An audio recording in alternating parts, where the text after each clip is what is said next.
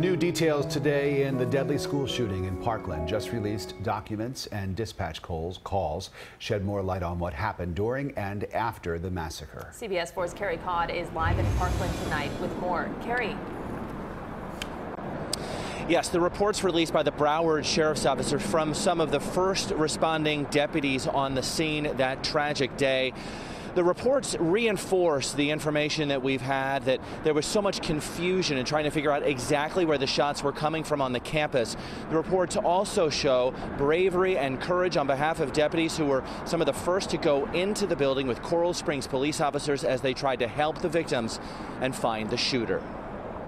Broward Sheriff's deputies began arriving on scene at the Marjory Stoneman Douglas High School shooting shortly after the calls of shots fired on campus. But according to BSO reports released Friday, deputies had difficulty pinpointing where the shots were coming from. One deputy wrote, "I heard approximately 5 gunshots that appeared to be coming from the area between buildings 12 and 13. I saw 2 students who were running east yelling active shooter." Another deputy, "I then heard 4 to 5 very loud gunshots coming from what sounded like it was outside in the general area of the football field. I took cover behind my marked unit and scanned for a gunman but was unable to locate one." Several BSO deputies wrote in their reports that they accompanied officers from Coral Springs Police into the freshman building, Building 12, where Nicholas Cruz carried out his violent attack. Upon looking inside the doors, one deputy wrote, "I could see smoke in the air and victims on the ground. We immediately made entry into the building and began to search the first floor.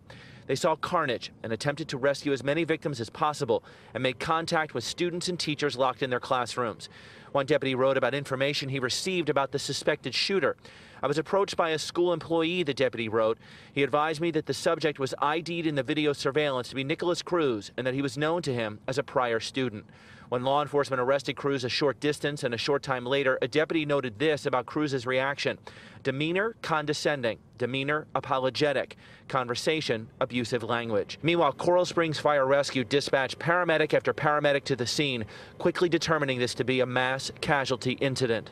This is going to be a big event, and see if I can have somebody out there contact all the area hospitals.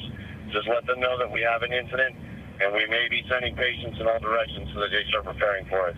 Trauma centers especially. According to the BSO reports, one of the ambulances that arrived at those hospitals carried a victim and a deputy who knew him. That deputy wrote, "The victim during the transport needed to be supported. I leaned over the seat and grabbed onto the victim and held him until we arrived. During the transport, I spoke to the victim, but he did not respond back. During my conversation, I only gave him encouragement that he was going to survive." Now, the report does not make clear whether that victim did survive or not. A couple other takeaways here. We are told that that victim who was pulled out of the building by the BSO deputy as well as a Coral Springs officer was the first victim pulled out of the building after the shooting. This was the first group of officers, BSO and Coral Springs, that went into the building. That was about 5 minutes after the shooter had left. Live in Parkland, Carrie Codd, CBS 4 News.